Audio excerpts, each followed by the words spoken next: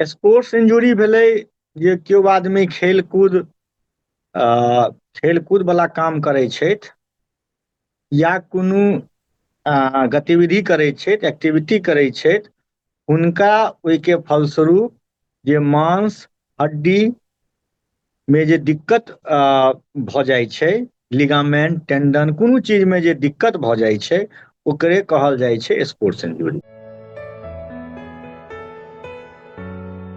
Symptom जोर के हिसाब से छै।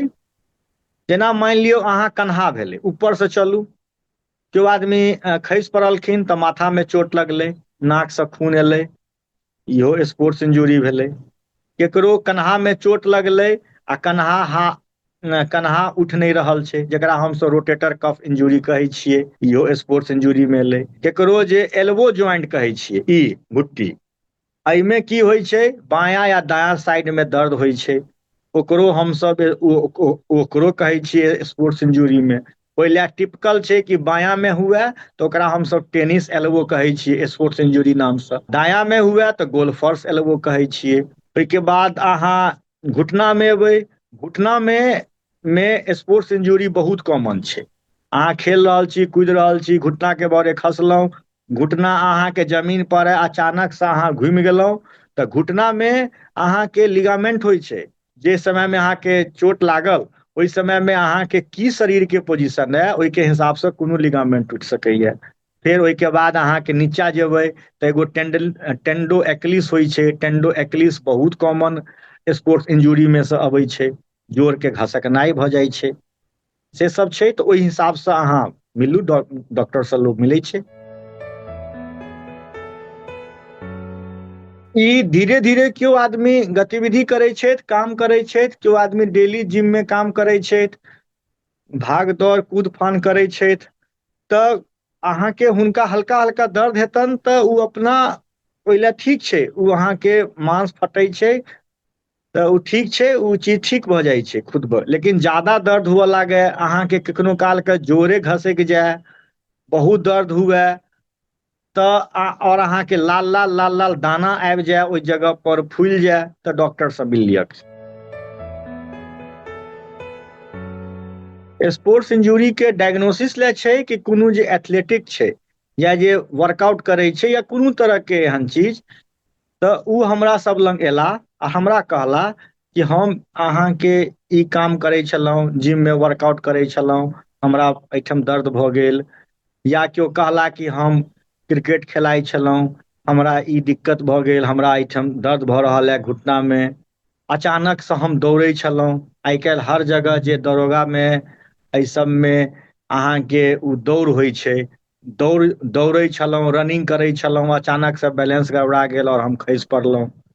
तऽ ओहि भागके हमसब देखलहुँ कि ओहि भागके में के दबा कऽ देखलहुँ, ओतऽ दर्द महसूस भेल तऽ हमसब बुझि गेलहुँ कि हिनका स्पोर्ट्स इंजुरी भऽ चुकल छल।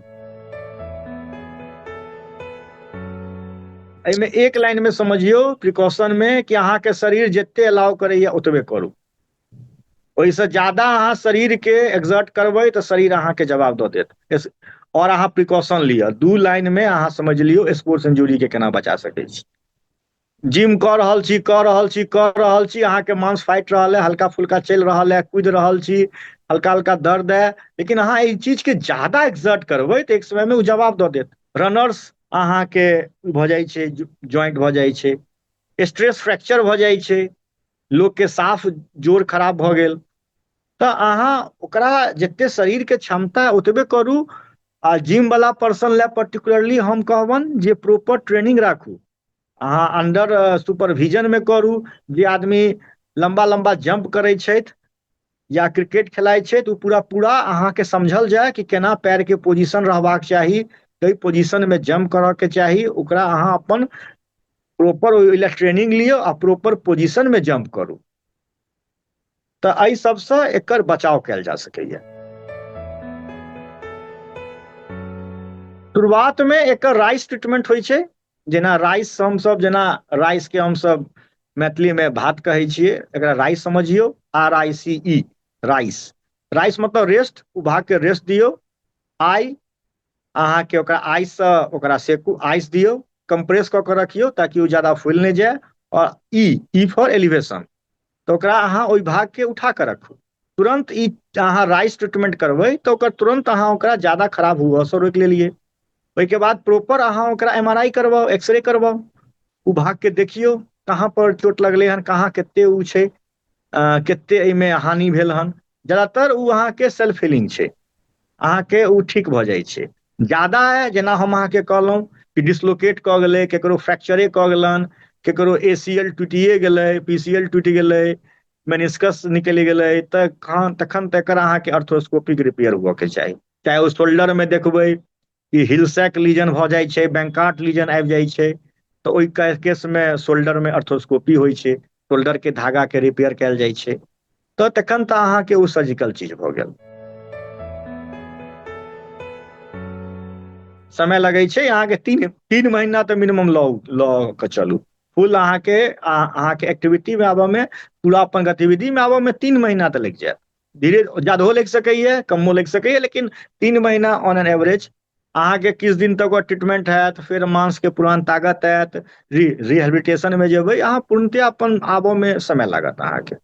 आ किछु हद तक डिपेंड करै छै कते अहाँके चोट लागल हँ, ओहू पर ई चीज डिपेंड करै छै। प्रॉपर ट्रेनिंग राखू, प्रॉपर ट्रेनिंग एहिमे बहुत जरूरी छै। अहाँके पूरा अहाँके जे खेलायके, काम करऽके, कूदऽके जे तरीका छै ओ अहाँ तरीका ओकर जे स्ट्रिक्ट गाइडलाइन फॉलो करू। अचानकसँ तुरंत कहूँ पर न तऽ मुड़ि जाउ, न ही बहुत कूदि जाउ। नी कैप अबै छै, नी ब्रेस अबै छै, एल्बो सपोर्ट अबै छै, से सब लगायल जाउ। खिलाड़ी सबके देखबै अहाँ के ने कि हाथमे बेल्ट एहन चीज लगेने रहै छै, सब खिलाड़ीके देखबै अहाँ, तऽ ओ सब प्रिकॉशन लै छै। ओकरा सबके तऽ करऽके छै, दौड़ऽके छै, अचानकसँ हाथ घुमाबऽके छै, कूदि कऽ कैच लिअ के छै, तऽ ओ सब लगेने रहै छै। ओकरा सब लग स्पोर्ट्स इंजुरी सँ बचै लए हुनका सब लग प्रॉपर फिजियोथेरेपिस्ट, प्रॉपर हर टीमके साथ ऑर्थोपेडिक्स डॉक्टर सब जाइ छनि हुनका सबके टीमके साथ, कियाकि अहाँके हुनकर सब तऽ सबसँ ज्यादा स्पोर्ट्स इंजुरी मे मतलब सम्भावना रहै छनि, हुनका सब लग प्रॉपर टीम रहै छनि।